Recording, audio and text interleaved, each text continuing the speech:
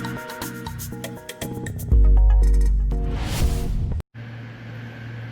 And welcome dear students to my channel, my self Vipul Pandya. और आज का अपना जो टॉपिक है वो 12th क्लास का है, अवकलज के अनुप्रयोग, एप्लीकेशन ऑफ डेरिवेटिव। सो बच्चों, काफ़ी मज़ेदार टॉपिक है, आपको अच्छे से समझ में भी आ जाएगा। बस आपको क्या करना है, वीडियो को एंड तक देखना है और ध्यान से देखना है, ठीक है। सो बच्चों, आपने अभी तक मेरे चैनल को सब्सक्राइब नहीं किया है तो प्लीज़ सब्सक्राइब करिए, ताकि आगे भी आपको इसी तरह की अच्छी वीडियोज़ में बना के दूँ। तो चलिए शुरू करते हैं आज का वीडियो अपना, अवकलज के अनुप्रयोग। सबसे पहले तो हम इसके सूत्र देखेंगे कि फॉर्मूलाज क्या क्या हैं। सो चलिए शुरू करते हैं। पहला फॉर्मूला है कि x के सापेक्ष y में परिवर्तन की दर जो होगी, यानी कि y को भी फंक्शन है और उसमें परिवर्तन हो रहा है, चेंजेस आ रहे हैं, और किसके रेस्पेक्ट में, x के रेस्पेक्ट में हो रहा है, तो उसका जो फॉर्मूला बनेगा वो क्या आ जाएगा, dy/dx। यानी कि x के रेस्पेक्ट में जो y में चेंजेस हो रहा है उसको अपन इसे दर्शाएंगे dy/dx से, ठीक है। उसके बाद है प्रवणता m, कितना हो जाएगा dy/dx, और यहाँ पे पॉइंट, किस पॉइंट के रेस्पेक्ट में, ये x1 y1 के रेस्पेक्ट में। प्रवणता को ही ढाल कहते हैं tan थीटा, ठीक है। अगर थीटा में इसको प्रदर्शित करना है तो इसे लिखते हैं, और फॉर्मूला वही होगा dy/dx इस पॉइंट के रेस्पेक्ट में।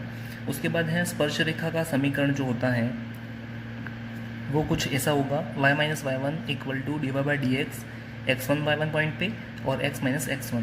एक्चुअली इसको हम ऐसे भी समझ सकते हैं, हमारा जो स्पर्श रेखा का समीकरण होता है उसे हम लिखते हैं y is equal to mx plus c. So यहाँ पर ये y हो जाएगा, m यानी कि ढाल है यहाँ पे प्रवणता, ठीक है, और x का मतलब क्या हो जाएगा, x माइनस x1 हो जाएगा, और प्लस ही कॉन्स्टेंट होता है। और उसी तरह अभिलंब का समीकरण हमें देखना है, तो अभिलंब का समीकरण हो जाएगा y minus y1 equal to, इसका फॉर्मूला होता है y इक्वल टू -1/m(x) होगा, ठीक है। सो यहाँ पे -1/m क्या हो जाएगा, अपनी प्रवणता, और x माइनस x1 हो जाएगा। जब स्पर्श रेखा x अक्ष के समांतर है, यानी कि जो हमारी स्पर्श रेखा है वो x अक्ष के पैरेलल हैं, सो वहाँ पे क्या हो जाएगा, dy/dx इक्वल टू 0 होगा, ठीक है। ये हम सीधे ही रखेंगे। और उसी तरह जब स्पर्श रेखा x अक्ष के लंबवत है, ठीक है, परपेंडिकुलर है, सो वहाँ पे dx/dy कितना हो जाएगा, 0 हो जाएगा। सो बच्चों, यहाँ पे अवकलज का अनुप्रयोग जो 6.1 है, 6.1 पूरी इसी पे बेस्ड है। पहला जो फॉर्मूला है हमारा पूरा इस फॉर्मूले पे बेस्ड है, x के सापेक्ष y में परिवर्तन की दर जो होगा dy/dx। सो यहाँ पे कुछ भी आ सकता है, एरिया में चेंजेस आ सकता है, वॉल्यूम में चेंजेस आ सकता है। सो अलग अलग जो इकाइयाँ होती हैं उसमें चेंजेस आएगा, और उसमें हमें उसका डेरिवेटिव निकालना है, बस उतना ही करना है। सो चलिए शुरू करते हैं वीडियो को। तो बच्चों, हमारा सबसे पहला सवाल है कि वृत्त के क्षेत्रफल के परिवर्तन की दर इसकी त्रिज्या r के सापेक्ष ज्ञात कीजिए, जबकि r इक्वल टू कितना है हमारे पास, r इक्वल टू 3 सेंटीमीटर है, ठीक है। सो यहाँ पे हमें क्या फाइंड करना है, वृत्त के क्षेत्रफल में परिवर्तन की दर ज्ञात करनी है, और वो किसके रेस्पेक्ट में, r के रेस्पेक्ट में। सो हमने पहले ही पढ़ा था कि जब x के रेस्पेक्ट में y में परिवर्तन होता है तो dy/dx लिखते हैं। सो यहाँ पे क्या लिखेंगे, dA ओपन किसके रेस्पेक्ट में हो रहा है, r के रेस्पेक्ट में, तो सो यहाँ पे आ जाएगा dr। सो dA ओपन dr फाइंड करना है हमें, ठीक है। तो हम जानते हैं कि a जो होता है वो एरिया होता है, और एरिया का फॉर्मूला क्या होता है, πr²। सो हम इसमें हमें क्या करना है, r के रेस्पेक्ट में इसको डिफ्रेंशिएट कर देंगे। सो यहाँ पे आ जाएगा dA open dr equal to pi as it is रहेगा, कांस्टेंट वैल्यू, और r² में आ जाएगा 2r आ जाएगा, ठीक है। सो अब यहाँ पे r की वैल्यू में पता है 3 सेंटीमीटर है, सो यहाँ पे इसे पुट कर देना है, π.2 × 3। सो यहाँ पे आंसर कितना आ जाएगा हमारे पास, 3π आ जाएगा, सॉरी 2 × 3 6 हो जाएगा, यहाँ पे 6π आंसर आ जाएगा, और 6π सेंटीमीटर स्क्वायर ओपन सेंटीमीटर हो जाएगा। यहाँ पे बच्चों जो हमने लास्ट में इकाई लिखी है सेंटीमीटर स्क्वायर ओपन सेंटीमीटर, वो एक्चुअली में इसकी इकाई होती है। यहाँ पे एरिया की इकाई हमेशा क्या होती है, सेंटीमीटर स्क्वायर होती है, और r जो त्रिज्या है उसकी इकाई क्या होगी, सेंटीमीटर हो जाएगी। सो इस पूरे की अगर dA ओपन dr की हमें यूनिट निकालनी है तो क्या जाएगा, सेंटीमीटर स्क्वायर ओपन सेंटीमीटर आ जाएगा। उसी तरह दूसरा दिया हुआ है r इक्वल टू 4 सेंटीमीटर। सो ये भी हम फाइंड कर सकते हैं, ठीक है। इसी फॉर्मूले में हम r की जगह पे क्या रख देंगे, 4 पुट कर देंगे। सो बच्चों, ये बेसिक सवाल था बिल्कुल। अगला सवाल देखते हैं अगला सवाल है, एक वृत्त की त्रिज्या समान रूप से 3 सेंटीमीटर प्रति सेकंड की दर से बढ़ रही है। ज्ञात कीजिए कि वृत्त का क्षेत्रफल किस दर से बढ़ रहा है जब त्रिज्या 10 सेंटीमीटर है। तो बच्चों हमें यहाँ पे क्या क्या दिया हुआ है वो पहले लिख लेते हैं, यहाँ पे नोट डाउन कर लेते हैं। So d r open d t हमें दिया हुआ है, ठीक है। आर में जो चेंजेस हो रहे हैं वो, सो कितना आ जाएगा d r open d T, 3 centimetre पर सेकंड आ रहा है, ठीक है, ये चेंज हो रहा है। उसके बाद हमें क्या दिया हुआ है सवाल में कि r इक्वल टू कितना है, 10 सेंटीमीटर है। फाइंड क्या करना है वो भी लिख लेते हैं। फाइंड हमें D A open d T करना है। D A open d T यानी कि टी के रेस्पेक्ट में जो ए में चेंजेस हो रहे हैं, ठीक है, वो हमें फाइंड करना है। सो यहाँ पे मैं क्वेश्चन मार्क लगा लेता हूँ। और डी ए ओपन डी टी फाइंड करना है तो ऑब्वियसली हमें यहाँ पे एरिया का फॉर्मूला तो लगाना ही होता है। ए इक्वल टू कितना होगा, पाई आर स्क्वायर हो जाएगा। तो बस बच्चों अब तो हमें इसे डिफ्रेंशिएट करना है, पर एक बात का ध्यान रखना है, यहाँ पे हमें D A open d T दिया हुआ है, यानी कि ये जो चेंजेस आ रहे हैं ए में वो टी के रेस्पेक्ट में फाइंड करना है। सो यहाँ पे हम जो डिफ्रेंशिएट करेंगे वो टी के रेस्पेक्ट में करेंगे, यानी कि d A open d t equal to pi constant है, आर स्क्वायर का क्या हो जाएगा 2r, ठीक है, एन एक्स एन माइनस 1 से, और डॉट यहाँ पे r का वापस से डिफ्रेंशिएट होगा क्योंकि हम t के रेस्पेक्ट में कर रहे हैं। सो यहाँ पे क्या आ जाएगा d r open d t आ जाएगा। सो बस इसमें वैल्यू रखनी है अब तो यहाँ पे आ जाएगा d A open d t equal to 2 pi r dot d r open d t की वैल्यू क्या आ जाएगी, यहाँ से 3 सेंटीमीटर पर सेकंड है। सो यहाँ पे 3 रख देना है। सो जनरली यहाँ पे जो आएगा, और यहाँ पे r की वैल्यू भी रख देनी है। r हमारे पास कितना है, 10 सेंटीमीटर है। सो यहाँ पे आ जाएगा 2 इंटू 10 इंटू 3 इंटू पाई, ठीक है। सो यहाँ पे 2 इंटू 10 20, 20 इंटू 3 65 आ जाएगा।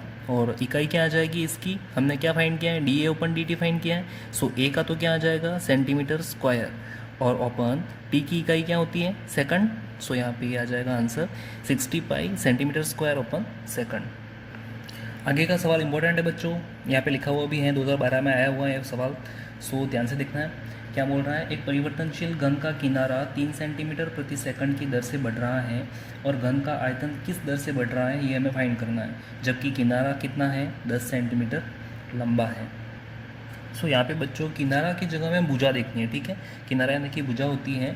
सो इसकी जो भुजा में चेंजेस आ रहा है, ठीक है, वो किस दर से आ रहा है, 3 सेंटीमीटर पर सेकंड की दर से बढ़ रहा है, यानी कि उतनी लंबी हो रही है इसकी भुजा, पर सेकंड में कितनी हो रही है, 3 सेंटीमीटर बढ़ रही है। सो यहाँ पे सबसे पहले हम क्या लिखेंगे कि माना कि इसकी जो भुजा है उसे अगर ए मान लें, ठीक है। सो यहाँ पे क्या आ जाएगा, डी ए ओपन डी टी जो है, ए में जो चेंजेस आ रहे हैं वो कितना आ जाएगा, 3 आ जाएगा, ठीक है। और यहाँ पे हमें लास्ट में लिखा हुआ है कि जबकि किनारा 10 सेंटीमीटर लंबा है, यानी कि हमारे पास जो ए दिया हुआ है वो कितना है, 10 सेंटीमीटर है, ठीक है। सो बस अब तो इजी है, कैसे, घन का वॉल्यूम हमें फाइंड करना है, किस दर से बढ़ रहा है वो। सो घन का वॉल्यूम का फॉर्मूला जो होता है v equal to a cube, ठीक है, हमने भुजा को ए मान लिया है। सो भुजा क्यूब को क्या लिख सकते हैं, ए क्यूब। सो यहाँ पे हमें क्या करना है, विथ रिस्पेक्ट टू टी इसका डिफ्रेंशिएशन करना है, ठीक है। सो यहाँ पे विथ रिस्पेक्ट टू टी क्या आ जाएगा, d v open d t equal to n x n minus 1। So आ जाएगा 3 ए की पावर 2 डॉट, और डी ए का वापस से डिफ्रेंशिएशन होगा। सो यहाँ पे आ जाएगा डी ए ओपन डी टी आ जाएगा। सो 3 डॉट ए की जगह क्या रख देना है, 10 रख देना है, 10 का square dot D A open d T, यानी कि कितना आ जाएगा, 3 आ जाएगा। सो यहाँ पे 3 इंटू 3 9 और 100 आ जाएगा। सो 9 इंटू 100 कितना हो जाएगा, 900 हो जाएगा। और क्योंकि हमने वॉल्यूम फाइंड किया है, सो वॉल्यूम की जो यूनिट होती है वो सेंटीमीटर क्यूब होती है, और किसके रेस्पेक्ट में चेंज हो रहा है, टाइम के रेस्पेक्ट में। सो डिवाइड किया जाएगा, सेकंड आ जाएगा। सो बच्चों बहुत ही इजी सवाल है, आपको सिर्फ एक ही फॉर्मूला याद रखना है कि जो भी हमारे पास इकाई है वो किस दर से बढ़ रही हैं या किस दर से घट रही हैं, जो भी उसमें चेंजेस आ रहे हैं, सो उसमें उसका डिफ्रेंशिएशन करना है, कुछ भी नहीं करना। और ये बात ध्यान रखनी है कि डिफ्रेंशिएशन जिसके रेस्पेक्ट में हो रहा है, यानी कि जिस रेस्पेक्ट में वो बढ़ रहा है या घट रहा है, उसी के रेस्पेक्ट में फाइंड करना है, तब हमारा सवाल बिल्कुल सही हो जाएगा। इसी कड़ी में किताब का 6.1 का 8वां सवाल है। ध्यान रहे बच्चों, मैं यहाँ पे जो भी सवाल करवा रहा हूँ वो बहुत ही इंपॉर्टेंट है। सो आपको यही सवाल बहुत अच्छे से देख लेना है।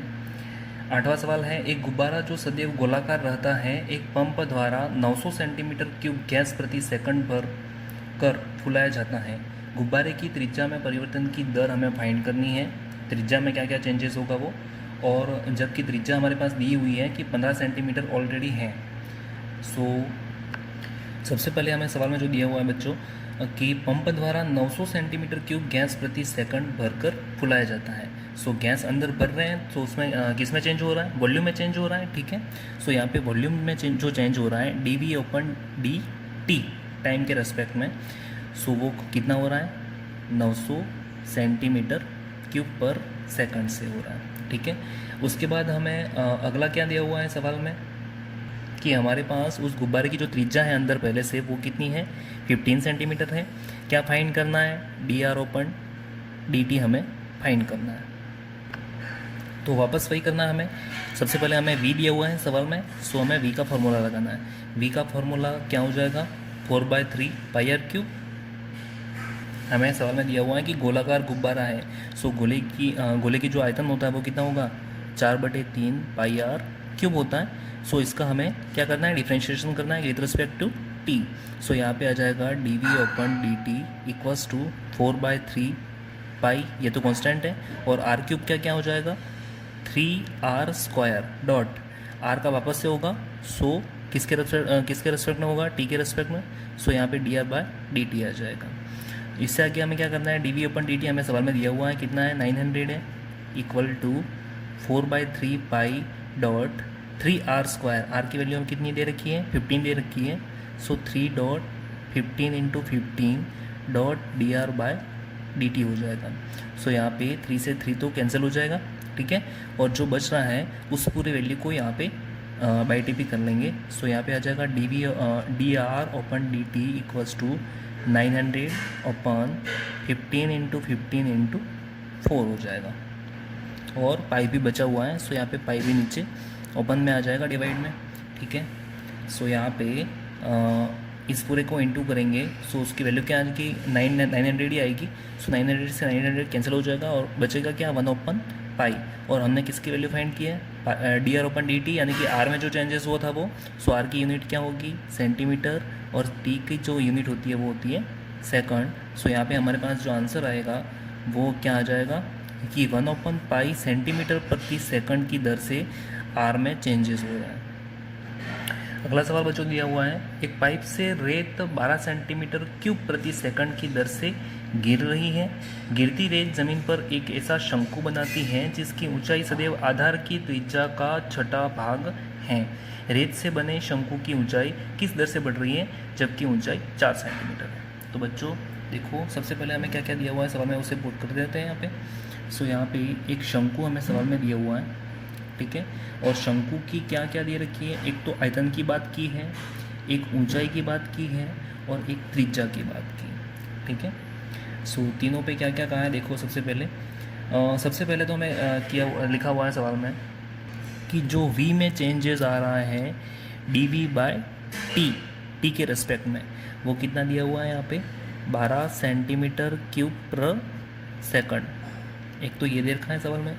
दूसरी लाइन हमें सवाल में यूँ कहा है कि ऊंचाई सदैव आधार की त्रिज्या का छठा भाग है, यानी कि जो हमारे पास त्रिज्या का छठा भाग जो है r/6 वो किसके इक्वल में, ऊंचाई के इक्वल में, ठीक है। सो यहाँ से क्या आ जाएगा कि r इक्वल टू किसके इक्वल में 6h, ठीक है, 6 को बाई टी भी कर लेंगे। सो हमारे पास एक नया इक्वेशन मिल गया है, यहाँ पे इक्वेशन 1 डाल देते हैं और वॉल्यूम निकालना है। सो देखो वॉल्यूम का फॉर्मूला लगाएंगे। सबसे पहले v equal to 1/3 pi r² h, ठीक है। ये हमारे पास जो बैलन है, शंकु है सॉरी, उस शंकु का आयतन का फॉर्मूला है 1/3 पाई r² h। तो इसका क्या करेंगे टी के रेस्पेक्ट में डिफ्रेंशिएशन कर। सो यहाँ पे बच्चे हमें क्या करना है इससे आगे, v equal to 1/3 pi r² h था।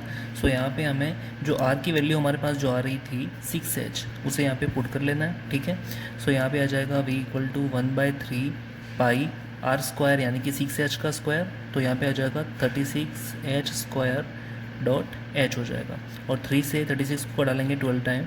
सो यहाँ पे आ जाएगा 12 पाई h क्यूब आ जाएगा, और वो किसके इक्वल में आ रहा है, v के इक्वल में आ रहा है। सो अब हमें क्या करना है टी के रेस्पेक्ट में इसको डिफ्रेंशिएट कर देना है। सो यहाँ पे आ जाएगा d v open d t, और इसको टी के रेस्पेक्ट में डिफ्रेंशिएशन करेंगे।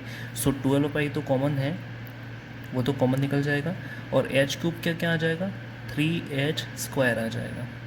ठीक है, सो यहाँ से हम लिख सकते हैं d v open d t equal to 12 into 3 36 pi h cube, sorry square होगा यहाँ पे, और h का वापस होगा डिफ्रेंशिएशन। सो यहाँ पे d h open d t आ जाएगा। बस इससे आगे हमें वैल्यू पुट करनी है इसमें। ठीक है, हमारे पास क्या क्या दे रखा है, एक तो d v open d t कितना दिया हुआ है, 12 दिया हुआ है, equal to 36 pi h square dot d h open d t हमें फाइंड करना है। सो यहाँ पे ये पूरी जो वैल्यू है उसको बाई टी भी कर लेते हैं। सो हमारे पास आ जाएगा d h open d t equal to 12 open 36 pi dot h square की जगह पे क्या लिखना है, एच की वैल्यू हमारे सवाल में दिया हुआ है, ऊंचाई 4 सेंटीमीटर है। सो यहाँ पे एच की जगह पे 4 पुट कर देते हैं। ठीक है, सो यहाँ पे आ जाएगा 12 अपन 36 डॉट पाई और 16। सो 12 से ये कट जाएगा 3 टाइम, और हमारे पास आंसर निकल के कितना आ जाएगा, 1 अपन 48 पाई। और क्या निकाला है, D h open d T, तो एच की इकाई क्या होती है, सेंटीमीटर, और टी की सेकंड। सो यहाँ पे हमारे पास जो आंसर आ रहा है, जो ऊंचाई में परिवर्तन हो रहा है डी एच, वो किसके रेस्पेक्ट में हो रहा है, टी के रेस्पेक्ट में। जो ऊंचाई में परिवर्तन हो रहा है वो कितना हो रहा है, 1/48 पाई सेंटीमीटर पर सेकंड। तो बच्चों मैंने यहाँ पे 6.1 से रिलेटेड जितने भी सवाल थे इम्पोर्टेंट, वो सब आपको करवा दिए हैं। फिर भी अगर आपको किसी सवाल में दिक्कत आ रही है, सो आप कमेंट बॉक्स में मुझे लिख के कमेंट कर सकते हैं। मैं आपको ज़रूर उस सवाल का सॉल्यूशन लिख के आप पे भेज दूँगा। और अगर आपको वीडियो अच्छा लगा हो तो लाइक करें, शेयर करें और सब्सक्राइब करना मत भूलिए। Thank you.